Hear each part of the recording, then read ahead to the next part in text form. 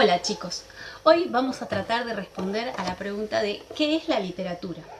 Es una pregunta que parece muy simple, muy sencilla, pero que en realidad no lo es, porque junto con estas preguntas se nos vienen un montón de otros interrogantes, como con qué textos asociamos la literatura, en qué pensamos nosotros cuando pensamos en la idea de literatura, también por ejemplo en cuándo empezamos a ponernos en contacto con la literatura por primera vez.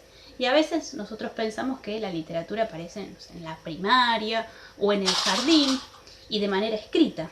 Sin embargo, la literatura está presente en nuestras vidas desde que somos muy chiquititos, desde que nos cantaron la primera canción, desde que nos contaron el primer cuento, y generalmente aparece primero de manera oral. Entonces, la literatura, que parece algo sencillo de definir y de abordar, en realidad es un concepto bastante difícil, y es bastante difícil encontrar una sola respuesta. De hecho, si nosotros recurrimos a los diccionarios, nos vamos a encontrar con muchísimas definiciones.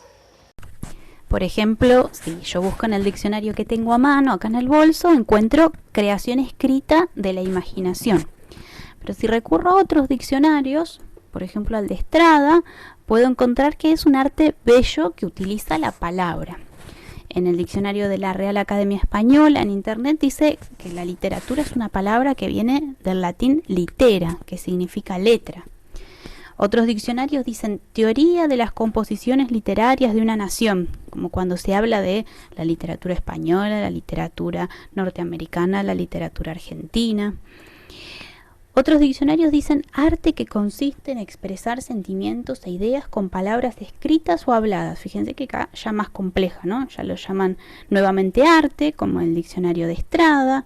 Habla de sentimientos e ideas, habla de escritura. Acuérdense de eso que yo les decía. Vieron que a veces la literatura la asociamos más a lo escrito, pero también hay literatura en la oralidad. Fíjense que hasta el mismo diccionario lo piensa así. Y después hay otra definición de Larousse que dice que es un arte que utiliza la palabra, otra vez aparece la idea de palabra como en la definición anterior, como medio de expresión ajustándose a códigos estéticos que varían en los distintos periodos históricos o autores individuales. Acá aparece esta idea de códigos estéticos, ¿no? De normas que van cambiando a lo largo del tiempo. Pero fíjense que no hay tantas coincidencias, ¿no? Algunos lo llaman arte, otros teoría, otros se quedan con la etimología de la palabra.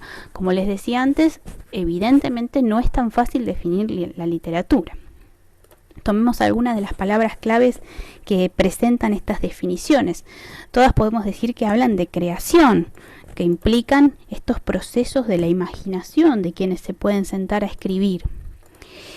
Hablan de estética, ¿no? De códigos estéticos. ¿En qué pensamos nosotros cuando usamos la palabra estética? Seguramente se les viene a la cabeza algún centro de estética, la idea del mejoramiento del aspecto físico, ¿no es cierto? Y no estamos errados, porque en el arte la estética tiene que ver justamente con este afán de belleza, con esta búsqueda de la belleza.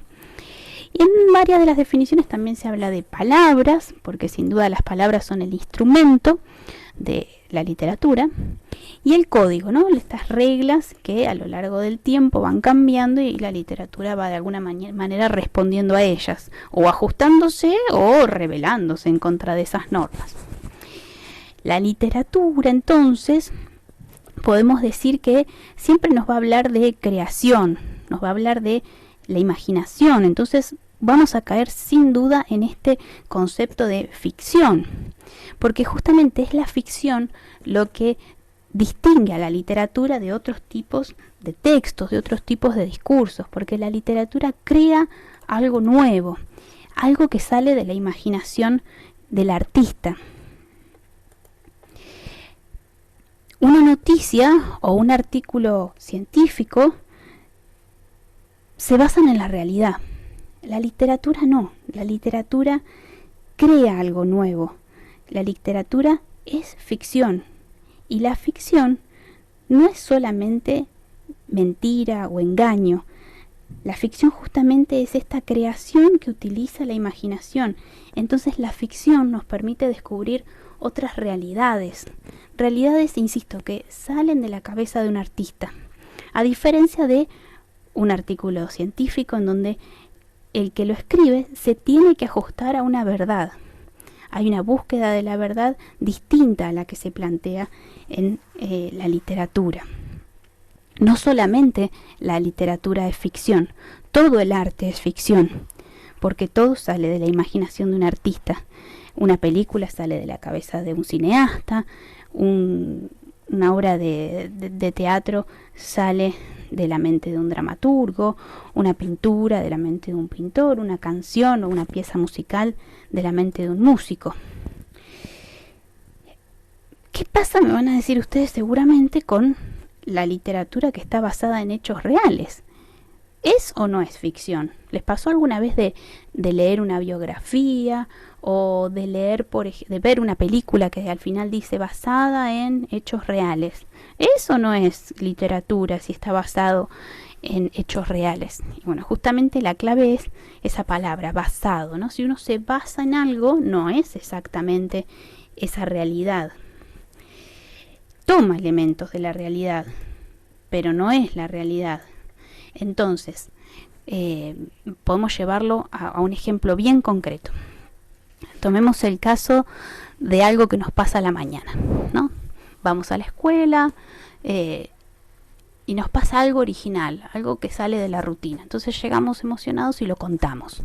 Pero cuando lo contamos le empezamos a agregar detalles, utilizamos alguna comparación, porque en ese momento nosotros nos sentimos de una manera especial, y entonces cuando lo narramos hacemos un uso especial de las palabras.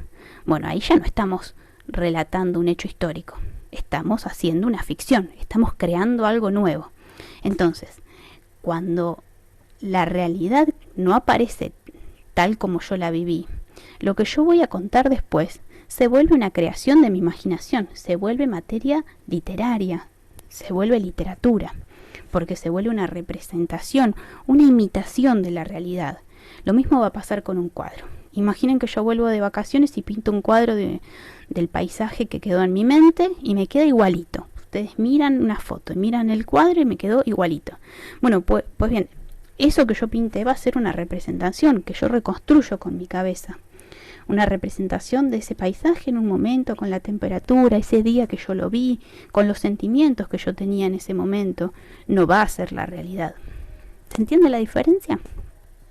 Por eso es que tenemos nosotros muchos tipos de textos literarios que se relacionan de diferentes maneras con la realidad.